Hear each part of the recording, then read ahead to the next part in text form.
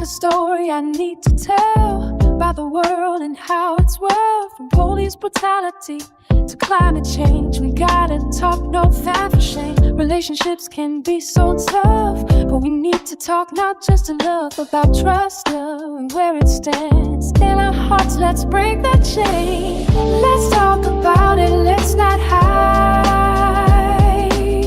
The truth is what makes us thrive. From politics to private fears, we need to hear each other's ears.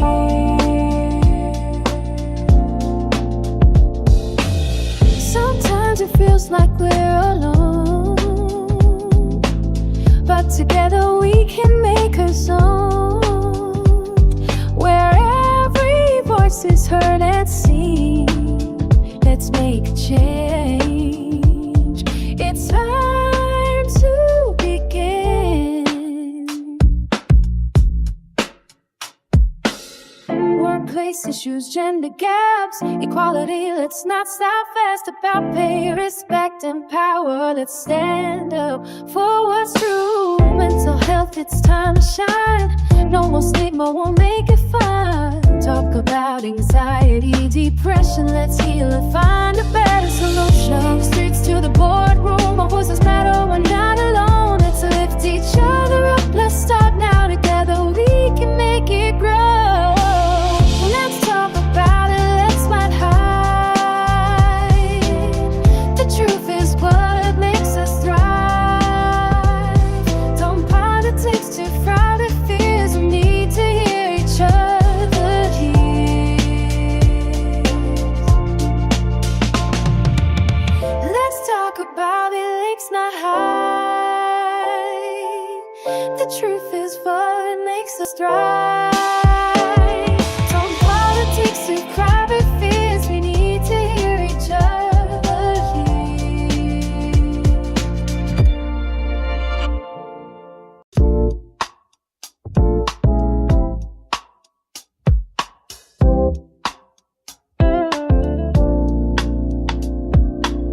Got a story I need to tell about the world and how it's world. From police brutality to climate change, we gotta talk, no fan for shame. Relationships can be so tough, but we need to talk, not just in love, about trust, love, and where it stands in our hearts. Let's break that chain. Let's talk about it, let's not hide.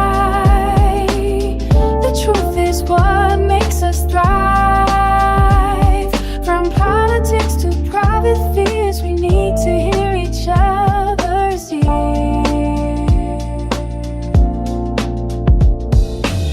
Sometimes it feels like we're alone,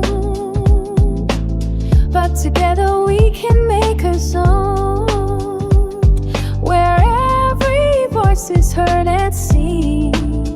Let's make a change. It's time to begin. Workplace issues, gender gaps, equality. Let's not stop fast about pay, respect, and power. Let's stand up for what's true. Mental health, it's time to shine. No more stigma, we'll make it fun. Talk about anxiety, depression. Let's heal and find a better solution. Streets to the boardroom, our voices matter, we're not alone. Let's lift each other up, let's start now. Together we can make it grow. Let's talk about it, let's not hide.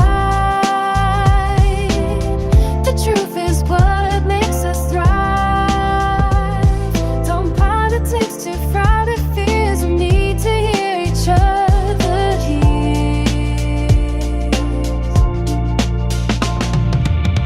Let's talk about it, let's not hide. The truth is what makes us thrive.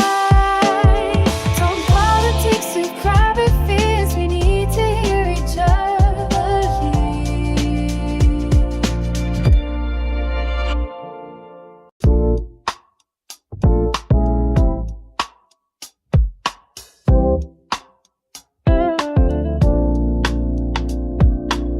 Got a story I need to tell about the world and how it's world. From police brutality to climate change. We gotta talk, no fat for shame. Relationships can be so tough, but we need to talk not just enough about trust, love, and where it stands in our hearts. Let's break that chain. Let's talk about it, let's not hide.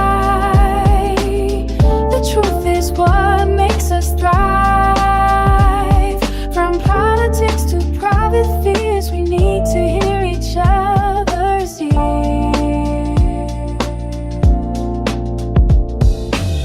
Sometimes it feels like we're alone, but together we can make a zone where every voice is heard and seen. Let's make a change. It's time to begin. Workplace issues, gender gaps, equality. Let's not stop fast about pay, respect, and power. Let's stand up for what's true. Mental health, it's time to shine. No more stigma, we'll make it fun. Talk about anxiety, depression. Let's heal and find a better solution. Streets to the boardroom, our voices matter, we're not alone. Let's lift each other up, let's start now. Together we can make it grow. Let's talk about it, let's not hide. The truth is what makes us thrive. Don't politics to private fears, we need to hear each other here. Let's talk about it, let's not hide.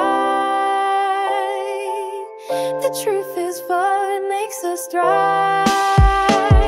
Don't politics to private fears, we need to hear each other here.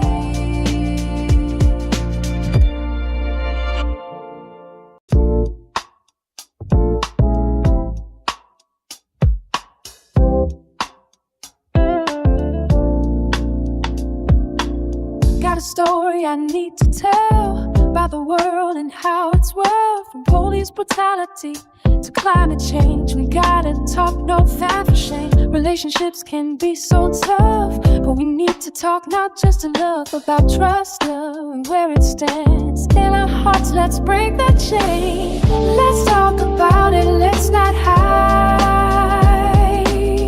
The truth is what makes us thrive. From politics to private fears, we need to hear each other's ears.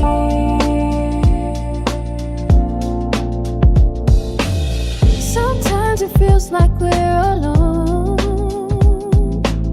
but together we can make a zone where every voice is heard and seen.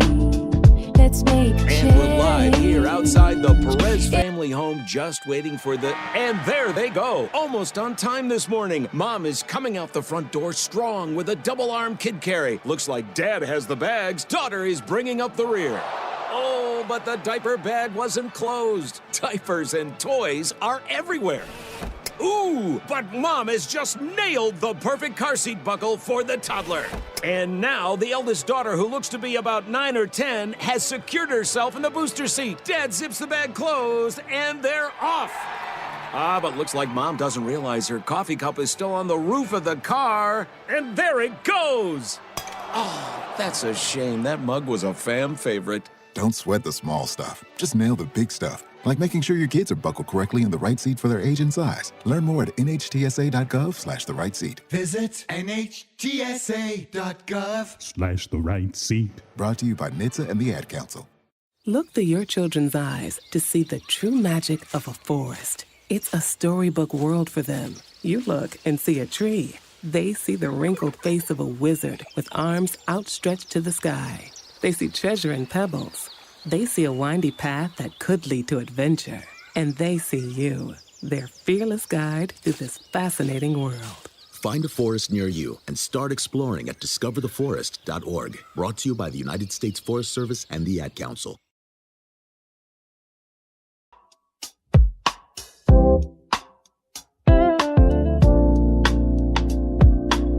Got a story I need to tell about the world and how it's world. From police brutality to climate change, we gotta talk, no time for shame. Relationships can be so tough, but we need to talk not just enough about trust, love, and where it stands in our hearts. Let's break that chain. Let's talk about it, let's not hide. The truth is what makes us thrive. From politics to private fears, we need to hear each other's ears.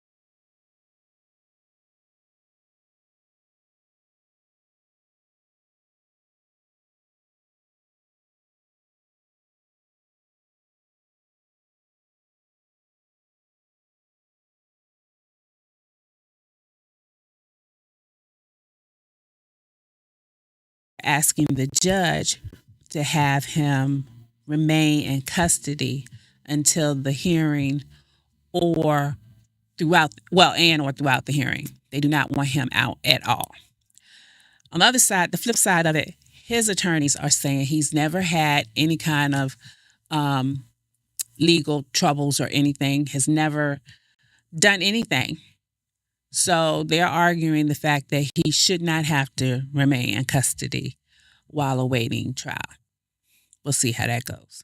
But we all know that that's not going to fly. And that's going to bring me up to the discussion. Now, the first charge and probably the second charge, I'm not sure, so don't quote me on the second charge, were charges that Dylan Roof, the young man that tried to have an tried to assassinate the president back in Mar-a-Lago on the golf course. Same charges that he was given as well. However, if I'm not mistaken, he wasn't he taken somewhere to have a burger or something before he was ever taken in to be processed or anything. I believe he wasn't handled like someone that had tried to assassinate the president, if I'm not mistaken. But like I said, don't quote me. I'm just trying to go back in time and see how these two situations correlate with one another, how the differences. And I'm going somewhere with this because Dylan didn't. Dylan shot people in the church.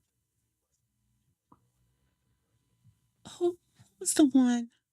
Okay, forgive me because I got my information from MSN now, so that means she got her information wrong too. But the young man that he was in South Carolina. Okay. Okay. It wasn't the president. Okay, thank you. I'm not sure who that one was that tried to get the president on the golf course. But he was also charged with, of course, trying to assassinate the president and also with the firearm and ammunition charge as well. And where I'm going with this, he was white and Cole is an African American man. Now, the last charges, Ryan Ruth. Thank you, Ryan Ruth. Okay. I do not believe that the president was asking for him to be in prison for the rest of his life. I am not sure, but I do not believe that I heard those charges being requested immediately. Don't quote me, but you know, y'all, I write stuff down. But once I get here, I always tell you, I let a higher power lead me. And this is bugging me because this young man just went before the magistrate this morning, and already they want him imprisoned for the rest of his life. Grant you, yes, what he did was serious. Yes, it could have ended a lot of different ways. But I say this to say, we are always reminded that laws and punishment is different depending on how you look. And some of you will agree with me on that. Some of you will disagree with me on that.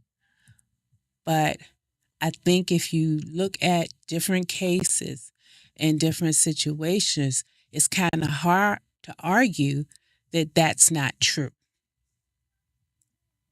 We tend to be made an example, while other persuasions are given the benefit of the doubt. And they can see the rehabilitation possibilities in them more than they can of our culture and our community. And I don't know why that is. Well, yeah, I do. Because there was never value seen in us from the beginning. So what do?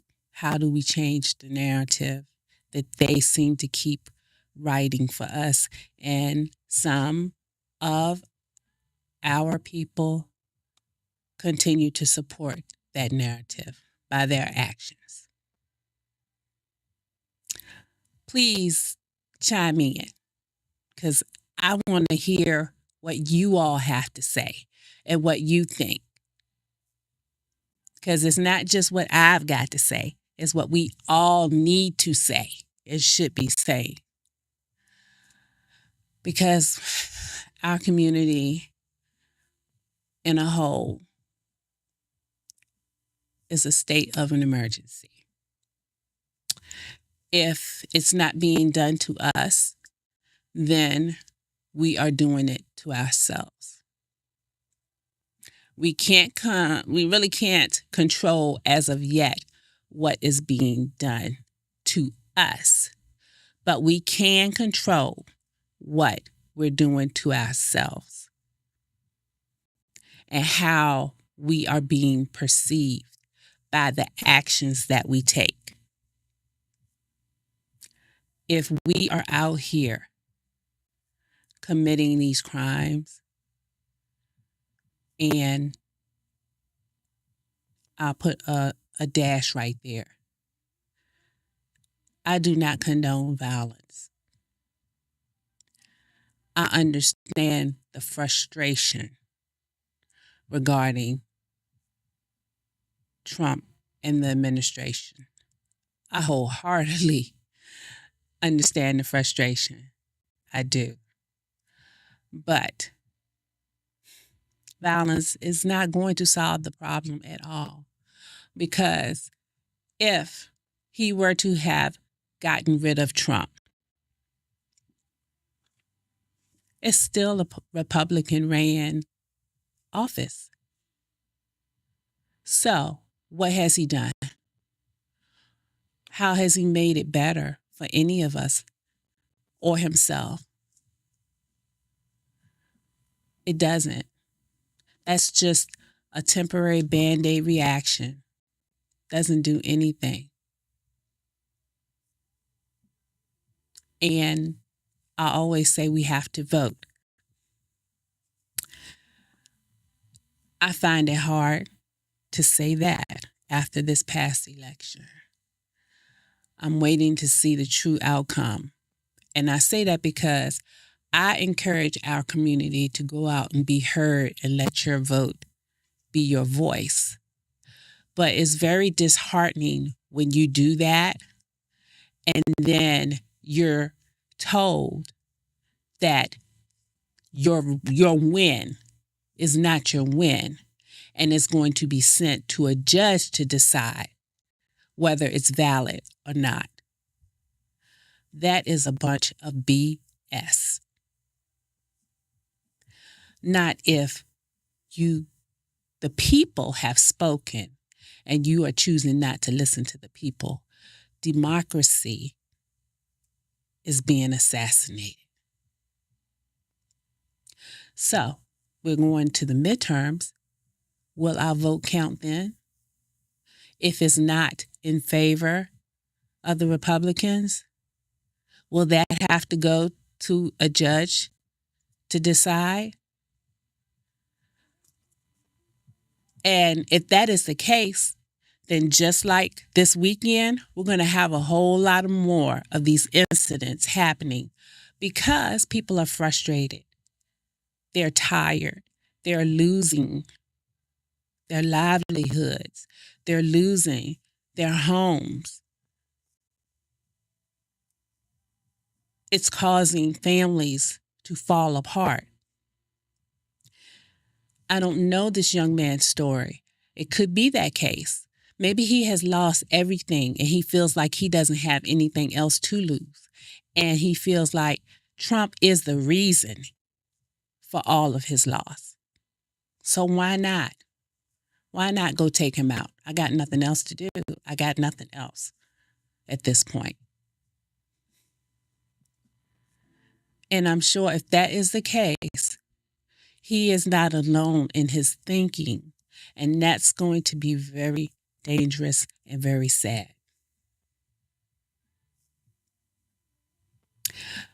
I don't have the answers. I take that back. The only answer I have is to pray. And pray whether you see change or not. My grandmother used to say, pray and pray without stopping. You pray. It may not even happen in our lifetime, but we have to continue. It's not easy, y'all. We know it's not easy. And even in this situation, we still have to thank God that no one else got hurt, that no lives were lost. And Trump, he may be the devil, but he's got a hedge of protection around him. That is for sure. Because how do you have all these attempts? Well, I can tell. I got one theory though. I'm going that way. All of these attempts on your life, and all of it is you're like Teflon. Nothing is hitting you.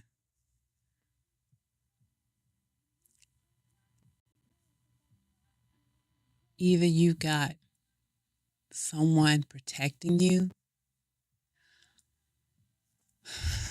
or they were never supposed to hit you in the first place.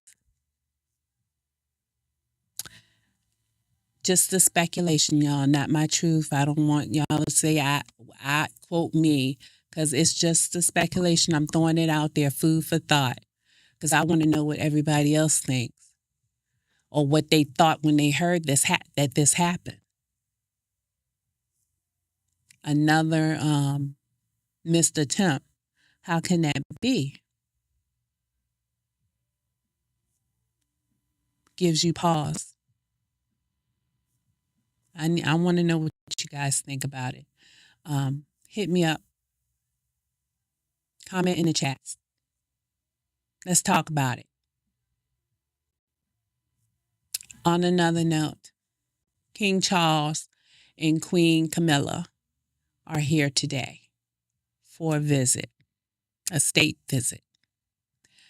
And the goal is to smooth over the conflict that our president has with the prime minister, because Britain refused to join the U.S. in the fight with Iran. And he has been very critical in all of his speaking of the prime minister and his job, and how he's not a very good prime minister. He's not fit for the job. He was never qualified for the job, and blah, blah, blah, blah, blah. And it has created quite a strain in our relationship with Britain. So the king and the queen are over here today to try to smooth that out, and they're going to be visiting the military, the troops, and seeing how our military is being ran. And they're going to have a tea. What else are they doing? God knows. They have a whole itinerary planned for them today. And in the midst of the security situation, they're over here doing that. In the midst of the questionable peace talks that still haven't quite occurred as of yet. I'm not sure, but we have royalty here, and we'll just see what comes of it, because Britain is not budging on that. And we're still in war. That hasn't changed. I can't even remember if the Strait of Hormuz is still closed. Still closed. Yes, still closed. Okay. Y'all, we are in a mess right now. I did see that gas was, I think I saw it was $3.99. I don't know if it's any lower, it's gone higher. 419. Wow. Tonight. 419. Yeah, because when I looked at it yesterday, over on North Side, it was 399. So 419 here in, and this is Chesterfield, well, Midlothian, Virginia. So, wow. Wow. I'd like to hear gas prices with my viewers anywhere around. Drop in the comments what your prices look like right about now, because they are not going to go down anytime soon, unfortunately. I had reported a couple of Mondays ago that they had said that the gas prices would not drop under 3, probably not until the latter part of next year. That's a mighty long time to be dealing with this.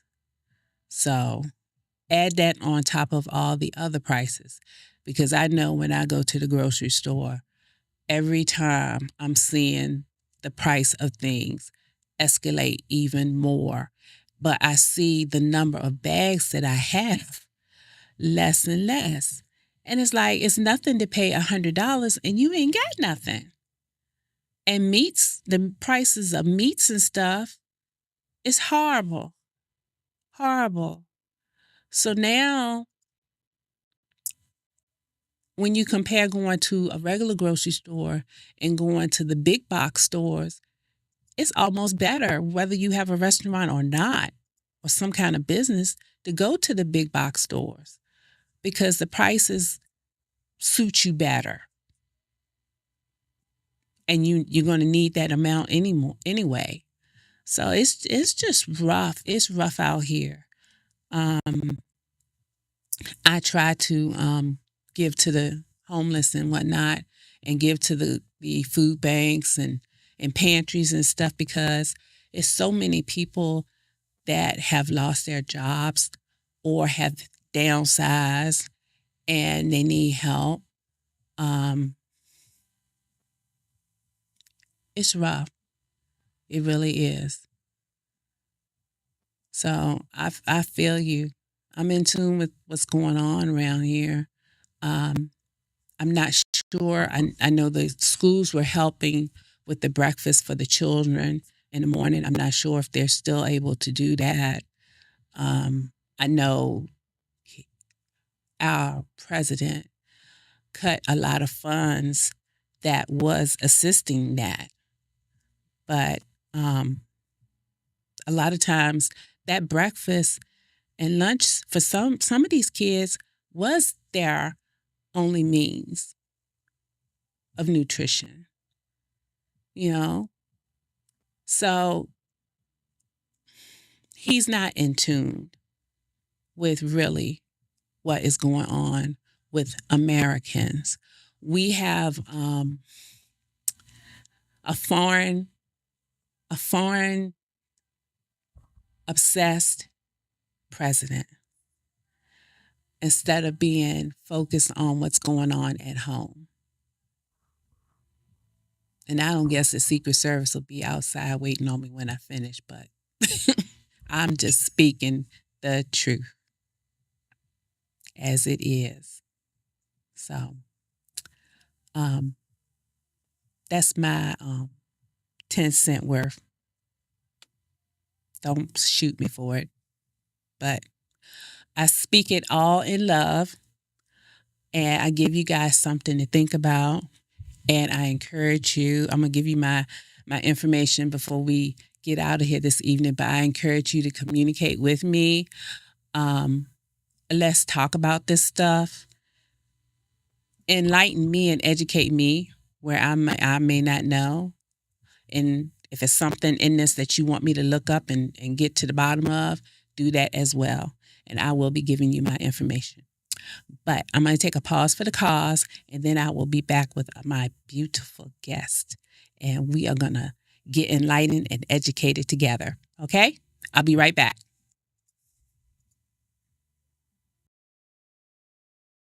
And we're live here outside the Perez family home, just waiting for the... And there they go, almost on time this morning. Mom is coming out the front door strong with a double-arm kid carry. Looks like Dad has the bags. Daughter is bringing up the rear. Oh, but the With over diaper 15 bag years wasn't of closed. experience, Diapers Greg and Hall toys knows how to are bring everywhere. out your unique style, Ooh, but making you Mom look has and just feel nailed incredible. the perfect car seat buckle Solo for the toddler. or with that special and someone. now the eldest Couples daughter, are who looks always to be about welcome. 9 or 10, Choose from has multiple secured affordable herself in the booster packages seat. with custom add-ons to make your session unforgettable.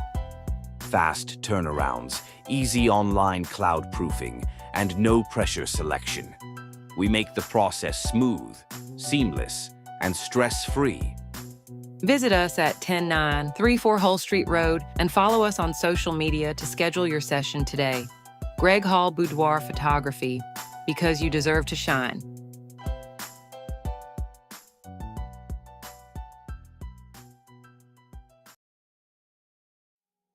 At Social Flair Event Studios, we don't just host events, we create unforgettable experiences while providing exceptional service. From the birthday extravaganzas to wedding celebrations and even corporate events, Social Flair Event Studio is your go-to destination for making lasting memories.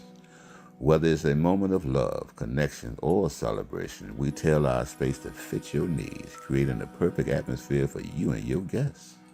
Every detail is thoughtfully curated, ensuring that your event will be talked about for years to come. Why choose us? At Social Flair Event Studio, we're excited to offer a beautiful, versatile space, personalized service to make your event truly special. Let us bring your vision to life. Contact us today at socialflairevent.com. Social Flair Event Studio, 10934 Hall Street Road, Midlothian, Virginia, Genitals Place, number 804-220. Hey, this is Tico Wells, choir boy from the Five Heartbeats, and you're listening to Big Time Radio Network.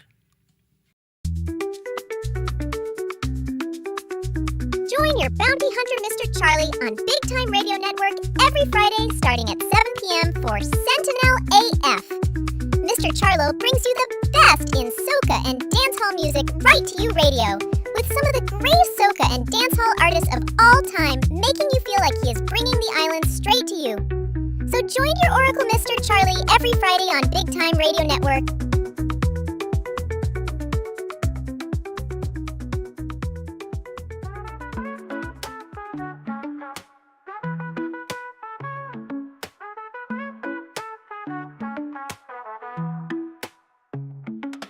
Join Tahuti on the International Groove Carpet every Saturday, starting at 1 p.m. for sessions from around the world on Big Time Radio Network. Hop on board the carpet as he takes you on a musical journey around the globe, making stops in many places like India, Japan, Africa, Jamaica, and don't forget the good old USA. And just remember, you don't have to speak the language to understand the groove, because the groove is in the blood.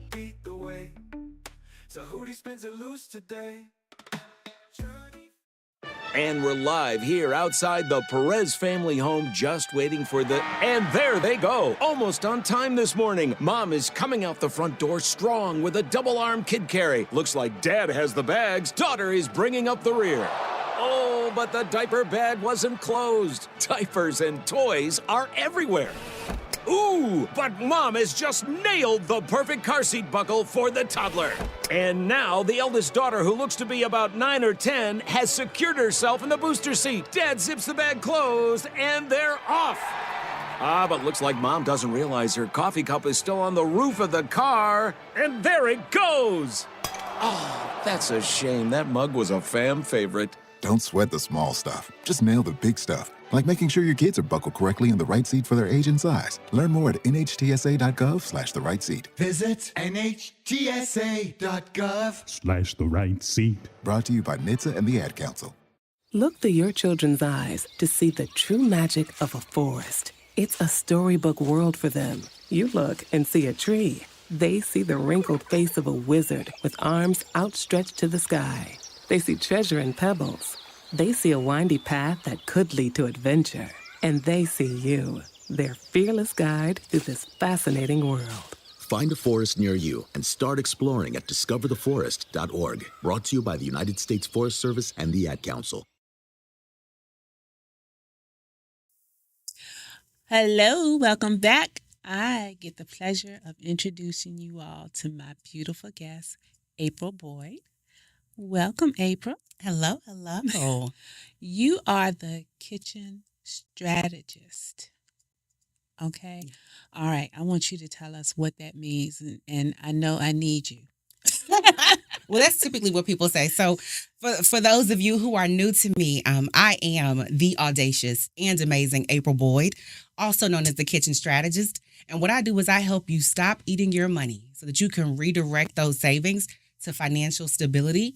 Because for far too long, we have given food a pass to create financial instability in our community. Wow.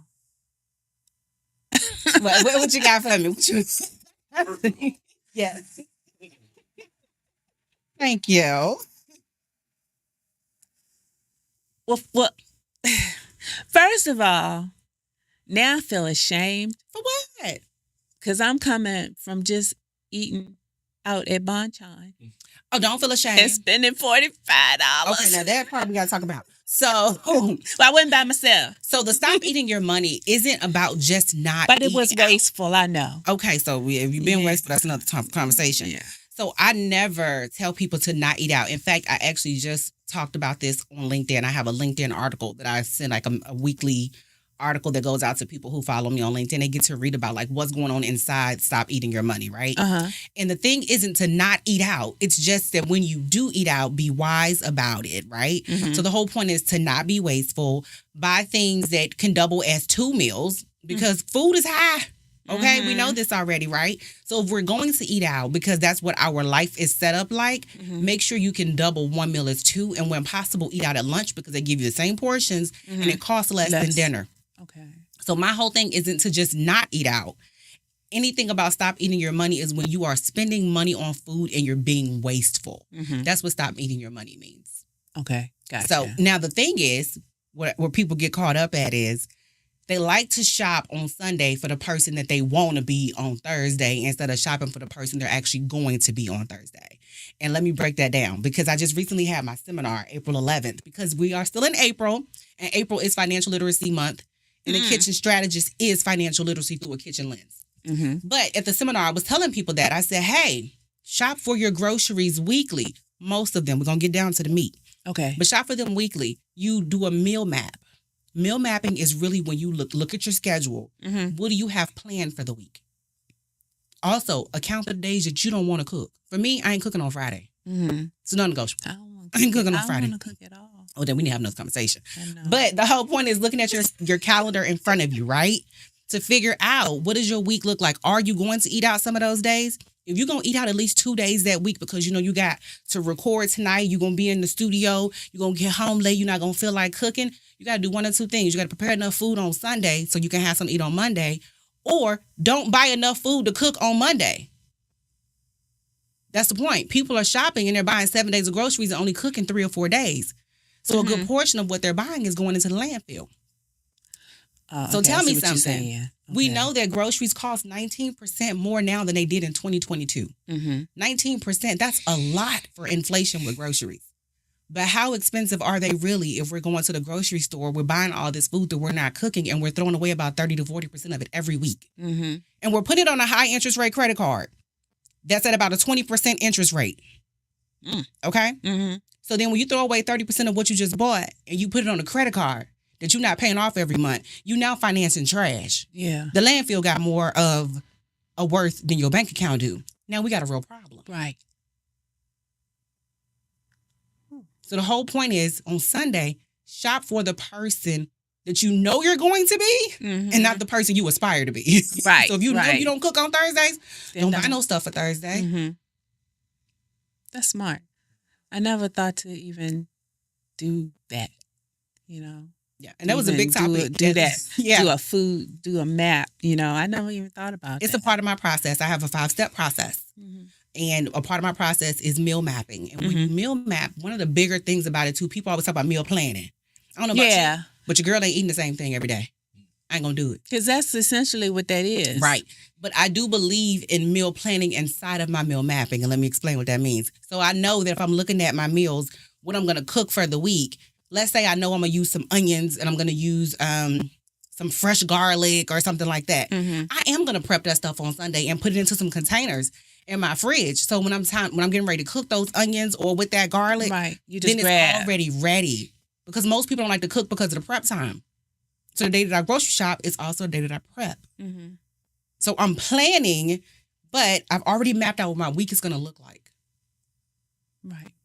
Does it make sense? Yeah, it does make sense. It makes sense. I usually don't interrupt these shows, but that made a whole lot of sense. I just moved. Mm-hmm. And in the process of moving, like, one, I had all my stuff packed up weeks in advance. And I still got a lot of stuff packed up. We've eaten out almost every day for the last month. And so you know what I would say? We have to be prepared to plan for what is happening in our life and not what our life looks like every day all the time. The summer's coming. This is the same thing with moving, right? So we know when the summer comes, them grocery budget's going to increase just a little bit because them kids going to be at home. It don't make sense, though, to buy just because that's what you think your kids want to eat. Buy what you need when you need it. So buy it once a week so you're not wasting stuff. Because then you're like, I'm going to buy 2-3 gallons of milk because these kids love cereal. But then all of a sudden, they slow down and they not drinking the milk. And now you done wasted some money on milk. And milk ain't cheap, you know? So what I say is when you know you're about to move, you know you're about to go on travel, then all your grocery money needs to just go to your dining out budget. You don't need to go grocery shopping. So that's why I say when I tell people stop eating your money, my whole thing is stop buying stuff that you claim you're going to cook when you know you ain't going to cook it. You're going to eat out anyway. It's a consumerism issue that is keeping us broke because of a mindset shift. So you're not saying stop eating out. What Nope. you're saying, do it smart. That is Do it I'm smart. saying do it smart. Stop pretending that you're not going to eat. Hello. If you're going to do it. I want to help you plan for the person that you really are until you can get to the person you want to be. That's what my game plan is. We all have a person we want to be that we're aspiring to be. But until you can get to that point, we have to be realistic about where we currently are. Does that make sense? It makes sense. It makes sense. Now, when it comes to the meat, y'all, let me tell you something. Your girl, I'm country, okay? I'm originally from Memphis, Tennessee. My family had a soul food restaurant for 75 years. So I grew up around people that knew how to cook, and they planned and prepped very well, okay? I like to buy my meat from farms. They're fresher. It's more quality control. When there's a food recall, I don't have to guess if my food is part of the recall because I know where I got my meat from. And if I have an issue, let's say we'll talk about the cow. Yes, I do still eat red meat. Okay, we still need the iron. I'll buy a quarter of a cow. Even when my family was a family of 5, when my 2 girls were at home, a quarter of a cow would last us about 9 months. Well, now my 2 girls are out the house. It's just me and my husband and my son, who's leaving out soon to go to the military. We can eat on that quarter for about a year. I paid about $1,200 for a quarter of a cow. You divide that by 12, that's about $106 a month. Who you know spending about $106 a month on just beef? You're spending more than that. Protein is your most expensive item. So when possible, buy it from farms. If you don't have access to a farm, if you can't pay that money up front because you haven't saved it and you're not in that place yet, use stores like BJ's, Costco, Sam Club. I go to BJ's because it's closest to me. I like Costco. Shout out Costco. Come looking for your girl. But I like BJ's because it's closer to me. I bought 4 whole chickens and I paid $25. Yeah. Okay?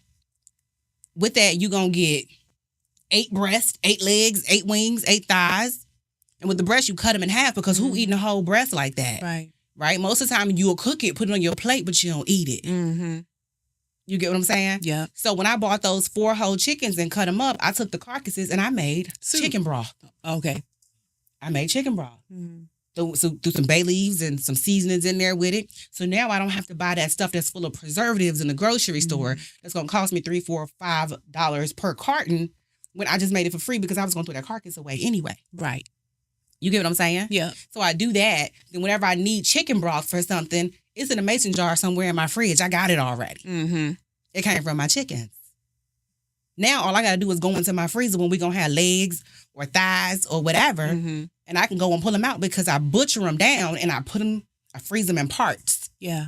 In freezer safe bags. Make your own chicken salad. Right. All those things. So if nothing else, I'm gonna always have some kind of beef and some kind of chicken in my freezer. Now I don't know about y'all, but if anybody look like me, we can do a whole lot with some beef and some chicken. Okay? I don't teach recipes. Because you know what you like to eat. Why would I try to teach you something different? Right. Because chances are what you like to eat, you already had those spices in your house. So let's think about this. Chicken.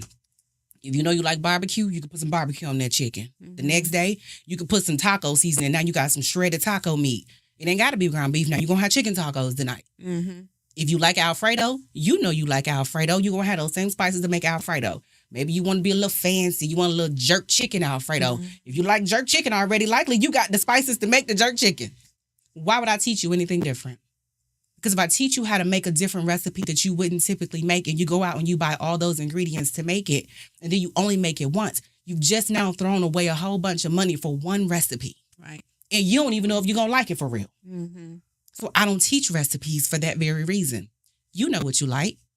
I'm teaching you how to keep your pantry, fridge, and freezer stocked with your family favorites so you don't have to do no second guessing. And when it's time to put a meal together, you can look in there and you can put a meal together. Now, for those of us who may need those spices, do you have somewhere where we could go to get it? Oh, well, I always say, but I buy my spices in bulk too. Because I mean, if it's my main spices, like a list of just like a list of spices, like if you wanted jerk, well, I guess you could just get jerk. You can listen. You go to Pinterest, you go to Google, you can find. Because you know what, you got somebody. I need something with no salt. Jerk one way and somebody cook their jerk That's another. true. Oh, you need no salt. Then that means you need to be brining your chicken. You know what brining is? So I actually just brined some chicken yesterday, and so what you do is you do use salt, but you could use less salt in the brine because it flavors the chicken. You need some salt, some sugar. I use a lemon, some black peppercorn, and a bay leaf. And I'm missing something. You do need water. I'm talking about the spices you need up. Then you let it sit in there for 24 to 48 hours. It's going to absorb all the of flavors. that. Or I put garlic in there. I put fresh garlic in there. Okay. And then it's going to absorb the flavor. Then when I seasoned it last night for us to eat, the only thing I used was just some garlic powder, some pepper. I put no salt in it. So the thing is, you need to brine it because brining is what's going to give it that flavor, and also you reduce how much salt you need in it. Cool. Okay. Yeah, because I have high blood pressure. I ain't gonna let me tell you something. And y'all can understand that that's a genetic blood pressure. That's a genetic thing. Swell. Do you? Yeah, but you still need to be making sure you're getting those essentials in. You do still need sodium. You still need potassium. You need all those things, magnesium, all those things. So, yeah, listen, it's so many different ways to do it. What else you got for me? Because, I can talk about the kitchen all day long. It's just something that I love to do. I took my 20 years of IT experience and I transitioned my systems way of putting things together to build out a system in my kitchen to stop us from eating our money. That's how it came about. I realized I was doing my budget one day because I'm a money girl. I like to make sure my money right. And I was like, some of this ain't quite adding up, girl. What is going on? And I literally said out loud, you have to stop eating your money.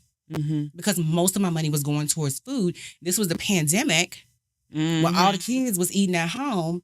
Me and my husband had just got together. We was shacking up, y'all. Don't talk about me. The Lord forgave me already. We was shacking up. We were boyfriend and girlfriend at the time. And he had engaged, proposed to me a few months later. But I went from feeding me, my daughter, and my brothers, and then they went off and got grown, to feeding just me and my daughter for a few years. So now it was me, my daughter, my boyfriend, and his 2 kids. And I'm like, oh, Jesus, this grocery building crept up. But I was determined to not spend too much money, even though the kids were eating at home all 3 meals and they were going to school from my dining room table because the whole world was shut down. Right. But I realized even then, we were spending too much on food. And just imagine that, y'all, food was a whole lot less than it is now. It was, yeah. Yeah. And so I said, okay. The other thing I got tired of is them saying, what's for dinner? Y'all went to Dollar Tree and bought me a little frame and pulled out my Cricut and put on there, what's for dinner? And I put the days of the week and I put it on the wall of my kitchen. So when I sat down and did my meal mapping and I knew what they were going to have for breakfast, lunch, and dinner, I put it on the board. Nobody was ever again asking me. Because all they had to do was look and see. Right. Somebody Today asked is me, Tuesday. Let's right. see. Tuesday, this what we gonna have today. You know, they would ask me, are the dishwasher clean or dirty? Baby, I went and bought a sign, little magnet, put on dishwasher. One side says clean AF and the other one said riding dirty. I said, look at the sign. If clean is up, they clean. If it's dirty is up, they dirty. Don't ask me no more questions. I put a whole system in my kitchen. I had 3 kids. My kitchen was never dirty. One of them shined all the stainless steel at night. One did the dishes. One did the sweeping and mopping. Had a system. So I did the same thing with how we eat. Right. Because my husband's a mechanic. That man do a lot of hard work. One thing I wasn't going to do was have him come home. The house was dirty. The kids was at odds with each other and wasn't no food ready. We weren't going to do that. And I was working a full-time job. I was still in IT at the time. I was working. But I had to make it happen. Right. Because we couldn't just keep eating our money the way we were eating our money, because at the time we were renting and I wanted us to buy. So when I put this system in place, I was able to take that money that we were spending on food and redirect it to our house fund. And that was in 2020. By 2022, baby, we had bought a house down here in Chesterfield. Okay. Food. It's money we already have coming in that we're wasting on food. And then we're financing it and throwing it away. It takes 14 years to almost pay off a credit card debt of $6,000. Can you imagine paying interest on something that you bought, that you threw away yesterday, and you still paying interest on it for the next 14 years? Can you imagine?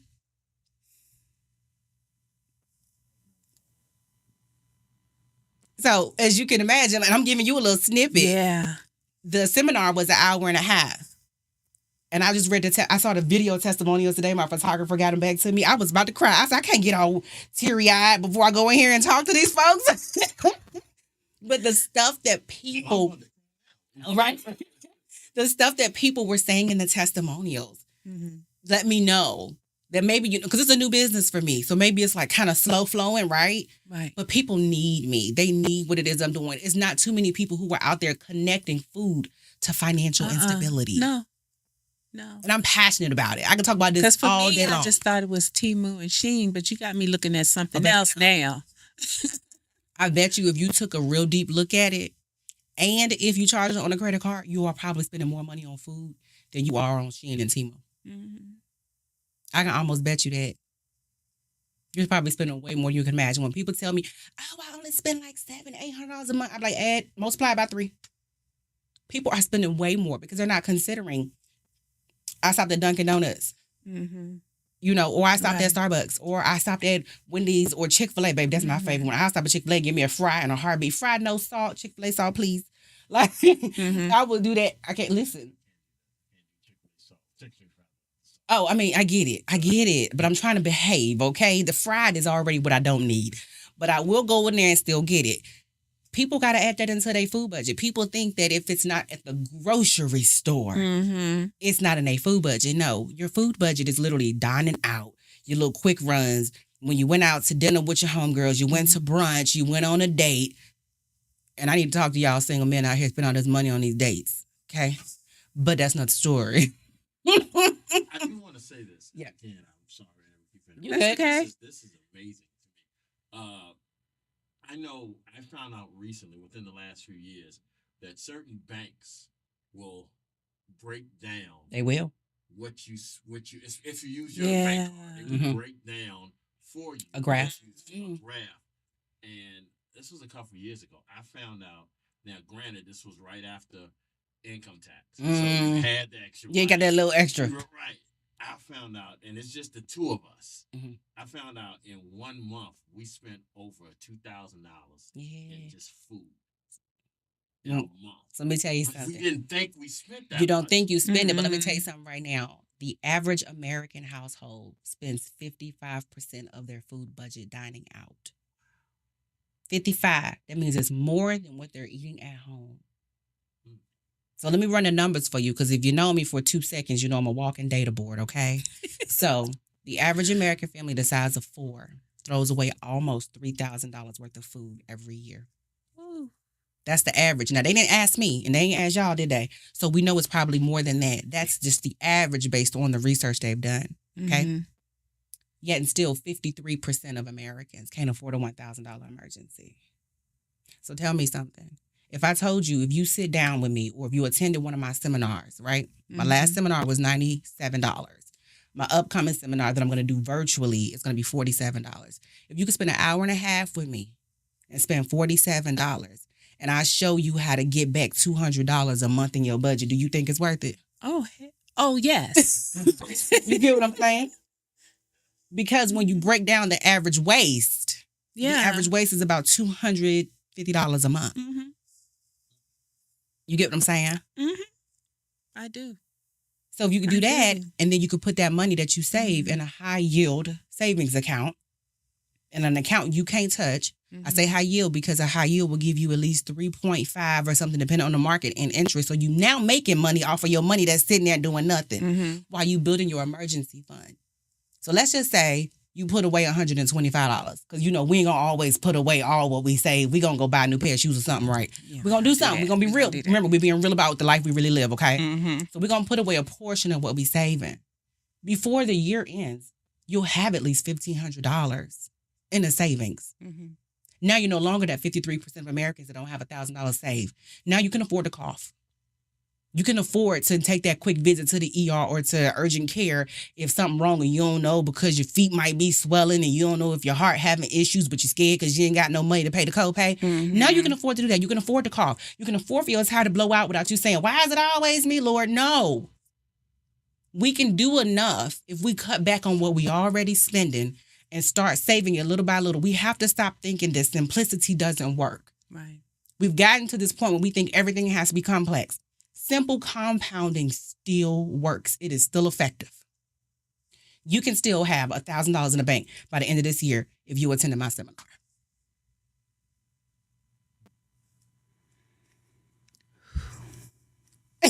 Clearly, I have a little passion about food and money, right? Yeah.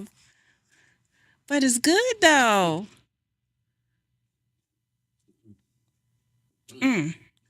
Look, I ain't mean to make everybody quiet. It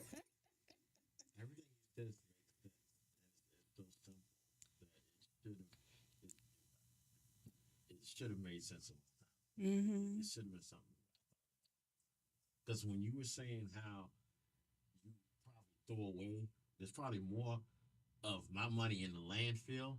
I didn't think about it. Like we'll fix something, and it's just the two of us, but we'll fix a whole meal. And then after 2 days, we don't feel like eating leftovers, so we throw all that away.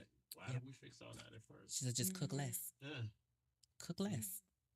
Because let's think about it this way. Let's say you cook less, right? You're like, you know what? We tired of throwing stuff away. We're going to cook a little bit less. And then you decide you want to get a little dessert or something. Okay, you still spending a whole lot less on that little extra something than throwing away enough food for 4 people to eat because y'all only ate it for a little bit. You get what I'm saying? So just cook less. The thing is, we as Americans have this thing that we feel like we're going to go hungry. And there are some people that are hungry out there. That's why we got food banks and stuff that exist. That mindset that we're stuck on, that we going to be out here starving, is really what's got us broke. I have, it's just my mom and I. We have two deep freezers, one refrigerator, a refrigerator deep freezer outside, a refrigerator deep freezer inside. All 4 of those freezers are full to capacity. For what? Because every time Mama go to the store, she is buying stuff. And she bring it home and she press and seal it and fix it, pack it, and put it in the freezer. Mama shopping out of habit. And she's like, well, if we run out of money, we'll always be able to eat. But what happened when that food get frostbitten? Because that happens, right? That food is not supposed to last in the freezer forever. We are going in and we rotating stuff out, and so that's beginning to be a job. It is a job. So here's what I would say. You know, it's different because mom probably stuck in her ways. I ain't be able to unstick a button. Shop your kitchen before you go to the grocery store. Yeah, that's another principle I teach. Don't go to the grocery store. And just because it's marked down and it's on sale, that's okay. But we got it. Don't get it again. Eat some of what you already have. Yeah. That's another one. Do not go to that grocery store hungry. Because grocery stores, I don't talk about this a lot, because that's somebody else's lane, I'm sure. But grocery stores are very crafty. They are designed to get us to emotionally buy. I want you to consider this. How many grocery stores have you walked in and you didn't immediately, one, see beautiful flowers, right? And then you smelled something amazing. They're in there baking something or they're frying something. And then off to the side, it seems like all of them now make sandwiches for you or something like they got the butchery to the side. Everything that you do when you walk into the grocery store is designed to hit those sensory points that makes you buy. It's called biology. They have studied this thing. It is a craft. That's why it's important to not go hungry and to go with the list. Yeah, and stick to it. Stick to the list. And I always give people a 10% grace. Let's say you decide your grocery bill for the week, budget for the week is $125. We're just going to use it because it's a nice number, right? But you realize when you got in the grocery store, you forgot to put some on the list. Maybe you didn't see it when you was looking at your stuff because maybe some was hidden in your pantry because you wasn't using clear bins. You know, we'll talk about that. You got to be able to see the stuff, right? So maybe you forgot you had it, so you went ahead and you bought something. If it's going to be 10% more of your budget, don't buy it. You don't need it. You don't need it for real. You went without it for a whole week. Wait till next week. If you're not going to use it this week, it's not in your game plan. It wasn't in your game plan because it wasn't on your grocery list after you meal map. Right. Then don't get it. If your bill, if your budget total that you want to spend is $125 and you really want to stay under that, that's how we save money, right? Right. Whatever items you add extra can't equal more than $12.50.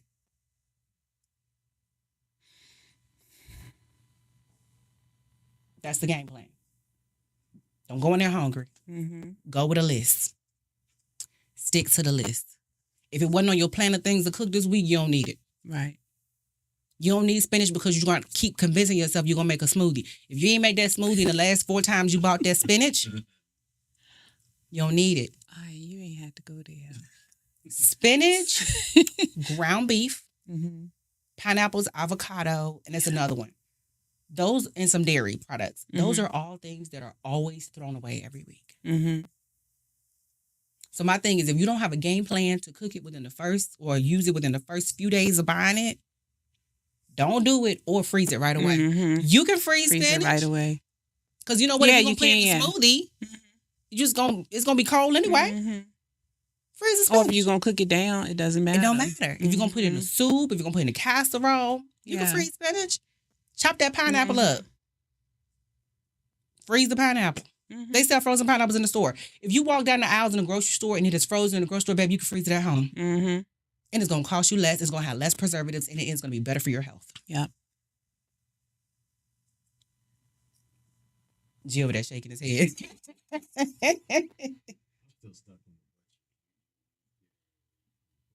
Yes.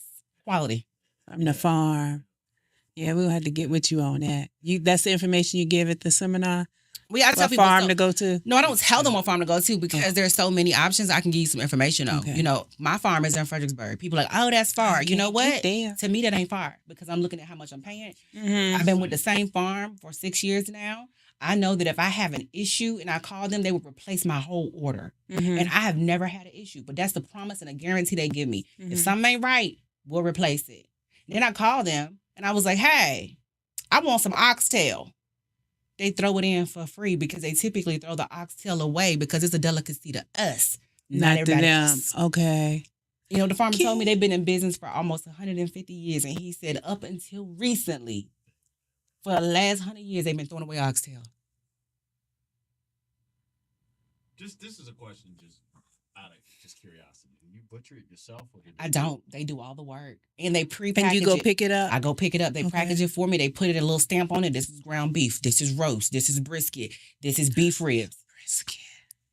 This is filet mignon. Yeah, T-bone steak. Let me tell you something. You go to the grocery store, filet mignon costs you about $22 a pound. When I get my meat from the farm, I'm paying about $6.75 a pound, if that. Sometimes it's less, $6.50 a pound. $6 a pound.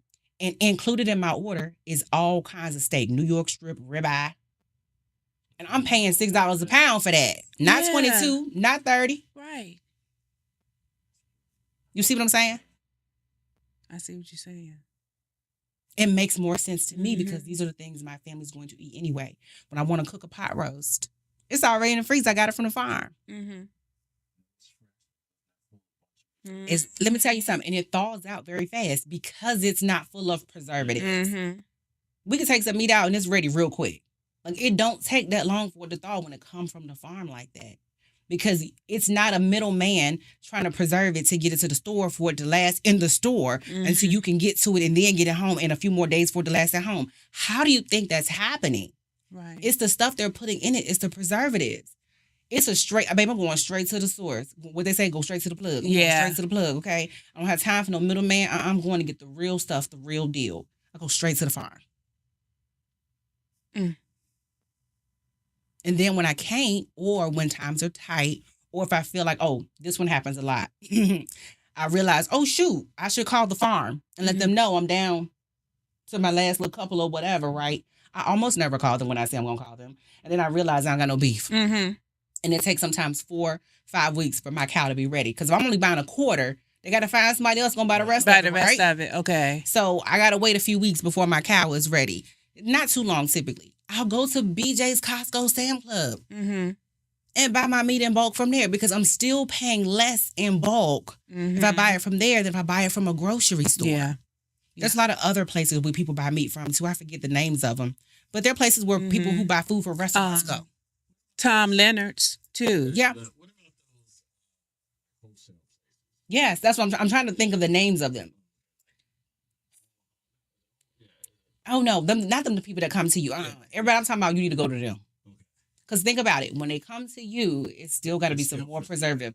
They still the middleman. Go to the huge supplier stores. Yeah. Yep. So, I mean, it's just, it's those things. Right now, we're in farmers market season. Go out to these farmers markets. Support these small local farmers and businesses. Freeze the stuff. Most people buying canned vegetables anyway. My mama. I need y'all to start buying some frozen vegetables. Buy canned vegetables if you think we I love hurricane fresh. Season. I like fresh, but let me tell you something. A lot of people don't always cook fresh when they're supposed to. So the next best thing is frozen. And there's 2 ways to do this. When you look at the ingredients on the back of something frozen, if it says anything other than the item, don't get it. If it's green beans, if it says something green beans and this and this and that, baby, no. You wanted to say just green beans. They mean they took them fresh and they froze them. Right. So you can do the same thing in the farmer's market. Go to the farmer's market, buy your stuff from these folks, take it home and freeze it. Get you some fresh herbs, dehydrate them. You don't need no fancy system. You can sit them out in your kitchen, let them hang in the kitchen window until they get dry and crispy. You crunch them up, you put them in a mason jar, and you now have fresh herbs. That's all they do with the stuff that they do it and put in the grocery store when you buy your spices from the grocery store. Buy from the farmer's market. Dehydrate it at home yourself. I put a basil plant in my backyard last year, and I just ran out of basil a month ago from the stuff I harvested last summer. Basil grows quick. You grow it on your deck. You ain't got to have no big backyard. You grow it on your front porch. I can do that. Thyme, rosemary, stuff that we're already using. That's also the stuff that's typically used in ancient medicine that helps keep us healthy as well. Rosemary tea, good for you. You get what I'm saying? That stuff you can grow at home. It don't cost you nothing. You can get the seeds from the Dollar Tree. You get the seeds from Walmart. You get the Southern States, whoever. If you're in a grocery store, you can get the seeds out of whatever you bought. If you buy bell peppers, keep the seeds, plant the seeds. I'm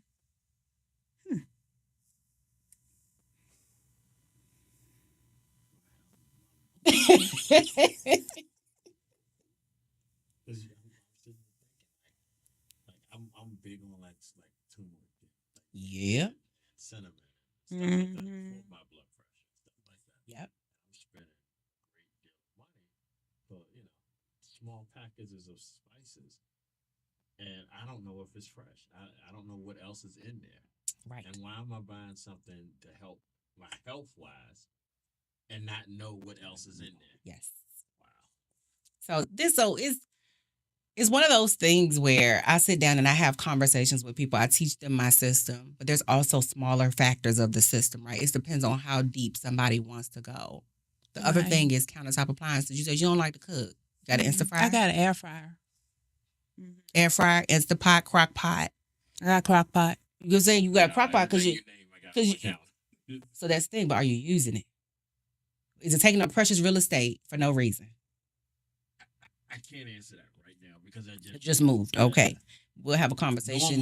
Normally, like when we first got the Instant Pot, it was used often. When we first got, because the air fryer, like I got like 3 air fryers. I love air fryers. Me too. The Instant Pot is also an air fryer, so that's added another air fryer. But then, like I said, I got so many appliances that they take up a lot of real estate. Yeah. So my whole thing is, I tell people all the time, you want the things that are going to work for you to reduce the friction.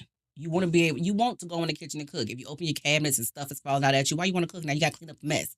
So if it's empty if it's stuff falling out the cabinets and it's containers or lids that you're no longer using, get rid of them. Get rid of them. Make it simple, right? Let's get rid of it. That's where I'm at right now. Okay. Like I said, I still have bins of stuff we haven't unpacked. A lot of those are appliances, and I'm trying to figure out where I'm gonna go put those. But then some of those things we haven't used in months. So what's the point of taking them out? Is what you okay? So you just answered your question. Yeah, the point is, if you're not gonna use it, take it to the Goodwill. Somebody else can use it. Community event. Let people come and take them, buy them for a low price. You ain't get no value out of them. Make a little bit of change off of them. And another thing is, if you just kind of like unsure, like you just don't know, get a piece of masking tape or painter's tape or packing tape. Put the date on it when you take it out of the box. And if what's this? This is the end of April, right? We're going into the summer months. By the time summer coming to an end and we getting ready for school to go back, if you haven't used it, you need to sell it or donate it. Keep the things that make sense to you that's going to make it easier for you to cook. My favorite things are, if you know me, and I've said it millions of times, air fryer, Instant Pot. And the only reason I like the Instant Pot so much is because you can get stuff cooked in a quick amount of time and it still have a good flavor and it's good and tender. But it also can double as something to saute. It can also double as a crock pot. Like, there are so many things that the Instant Pot can do. I don't wait for no eggs to boil, baby. I cook all my eggs, my hard-boiled eggs in the Instant Pot. And I can make me some tuna salad, some chicken salad. Make me get an Instant Pot. So it's the best thing in the world. And the other one is a food processor, because I don't have time on a busy day to be trying to chop stuff up. Let me tell you how I put a block of cheese in that bad boy, and just in seconds, I got shredded cheese. I don't have to buy the shredded cheese in the grocery store because that's got a lot of preservatives in it already. Buy the block and shred it yourself. I can throw them onions in there. I can throw them bell peppers in there, them cucumbers, and now I can make me some pickles. A brine to make your own pickles is so easy. You can now make pickled onions if that's what you like to eat. Run them through that chopper. Put a little salt, water, and sugar, and whatever peppercorns you want to put in that thing, and let it sit for a minute or a couple of days. Now you got something different. So a food processor will always be in my kitchen. Okay. That is something I have never owned. You don't want to talk to I'm me. up there chopping. I had you buying I'm stuff. chopping. I've been... But if you like to chop, but you just I don't don't really like to chop. Thank you. And I get stuff that I'm partially blind. So I I'm want me to using a chop it. color board. You know, the Department of Blind gave me this board. So I'm using this board, but it's getting harder and harder and harder to do. So that's a good idea. You got the food processor, and then they have that other thing that opens up, and you can like put the onion on there, and then you just punch it down, and boom, you got diced onions. Yeah. Like, there's so many things. We really need to have conversations. Yes, So I we can do. help I'm you. taking. Yeah, we're gonna have a So I can help conversation, you get your and I'm gonna kitchen take that seminar. Yeah, and I already decided. It is so much stuff to be taught, and even in an hour and a half seminar, of course, I can't teach it all. So Right. of course, I do offer services where I work with people one-on-one or in group settings. Mhm. That way, people can feel more confident in having a conversation with me about what their real budget is, because it's just between me and them. Nobody else is going to know about it. I also do kitchen audits where I help people figure out how should their kitchen be structured for them to be more successful and have a desire to even want to be in their kitchen and cook instead of ordering out. Because I believe that food is a thing that brings us all together. Come on now, name an event, And it's community. comfort, you know. Right? Food is comfort, but why does that mean does that comfort have to keep us broke? Right. Important conversations happen around food too. Think about that. All of that. So we can get back in the kitchen and get out of these restaurants sometimes. We can have some better conversations over some better quality of food. Yeah. Because even restaurant food is going down. The same thing that you liked 2 years ago don't taste the same now. And it costs more. So again, I'm not saying don't eat out. I'm saying eat out when it makes sense, but let's get back to some of those things. We're so busy, right? That's what I Why love are we about so what busy? You're saying. You're not telling us not to eat out. Yeah. Like most people will say, if you want to save money, stop eating out all the time. Mm-mm. That's not what you're saying. Yeah. That's Yeah. what makes what you're teaching so much better than everybody else. I've never gone to a seminar. I'm going to find this seminar. I'm going to your, because in this 40 minutes that you've been talking, you have taught me so much. You have, this is a great show. Thank you. I'm going to say that this is an incredible guest. This was a great show. I've never communicated this much during the show. I try to sit back and be quiet, but you have intrigued me so much about what you were saying. I can't help but ask questions because this is amazing. Thank you. And I can see me literally looking at this replay a couple times in the next couple of days. Taking some notes. Taking notes. 'Cause this is amazing. Like, I'm really thinking about you saying about you go in the kitchens and organize. I'm really thinking about hitting you up for that. Because, like I said, we haven't unpacked stuff yet. This would be a perfect time to get it organized. It would be. From the pantry to how you put your stuff, your plates and stuff in there.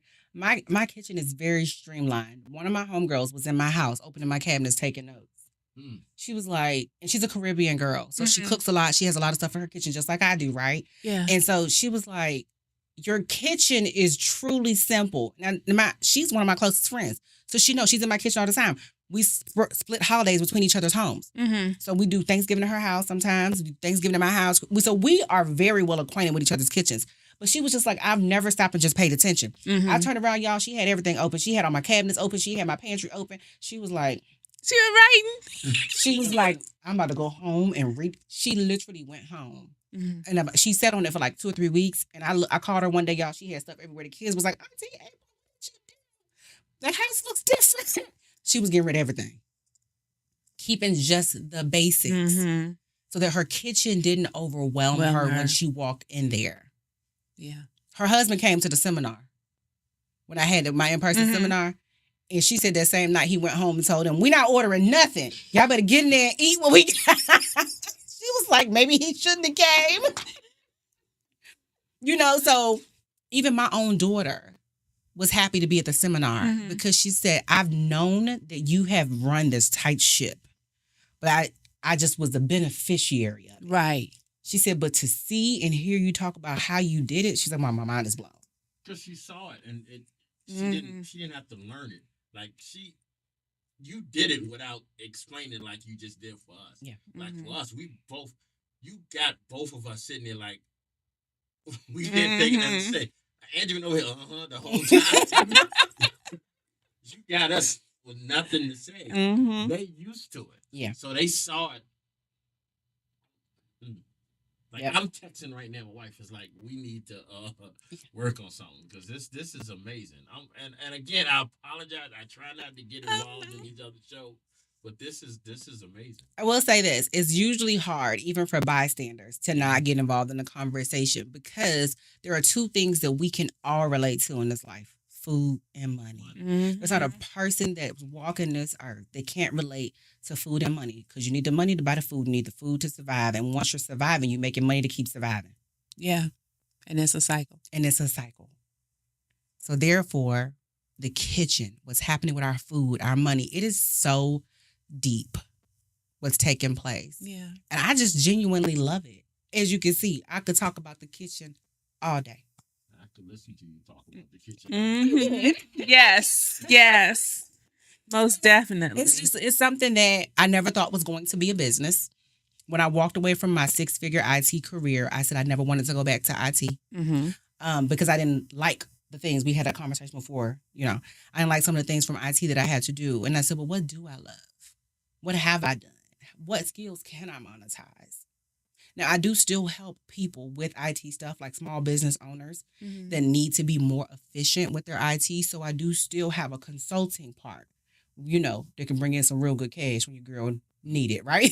But I thankfully don't have to do that full time anymore because I'm able to do something that I really love. Right. Which is talk about the kitchen. That's a blessing. You want to say this? I want to give a confession. I want to be honest about something. When I first met you, when we were in with the group, and you started to talk about what you did, and I'm like, I mean, I literally was thinking to myself, kitchen strategist. That don't make sense. And you said then that I used to work for the government and stuff like that. I'm thinking to myself, she left for the FBI to teach people how to meal prep, because that was my thought.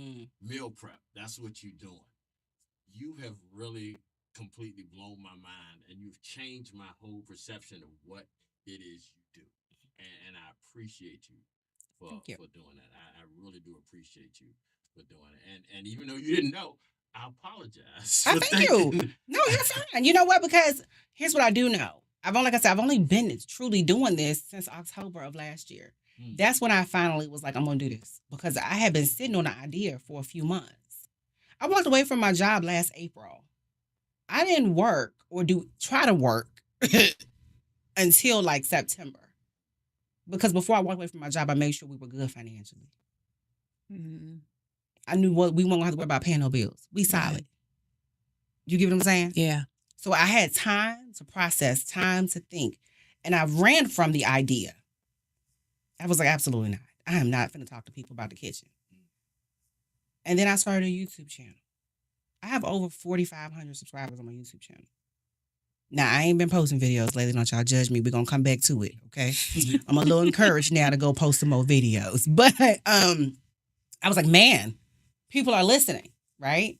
But prior to that, I had went to a finance conference. And I stood up in the finance conference and said, I'm the kitchen strategist, and I teach people how to stop eating their money. The whole room turned their head. Because what you going to do when you're in a room full of a bunch of money nerds and they hear that? Everybody know food a problem. Yeah. People was like, oh, I need to talk to you. Yeah, immediately. And that's when I was like, okay, God, this is what I'm supposed to be doing. You're passionate about it. I think that's what makes you great at it, because you're passionate about it. And your passion about it shows. It's warranted, because you've opened my eyes in the last 45 minutes to stuff that I never thought about. And if you sit back and think about it, it is so, I don't want to say simple, but it's so it's right there. I make it that way so people can understand it. I'm not asking you to deprive yourself of any of your favorite foods you like. I'm not asking you to stop eating out. I'm not asking you to do just beans and rice unless you're eating the right kind of beans and rice. I'm not asking you to do any kind of starvation or deprivation. I'm asking you to make some small changes that's going to have a long impact on your life. Because if I was asking you to do a complete overhaul, the system would fail. Simple compounding efforts still work. There are things I love that I would never stop eating. But maybe that just means I don't need to buy this over here. Right. So again, how are we going to complain about the cost of food? 19% increase since 2022 when we still throwing away about 30 to 40% every single week.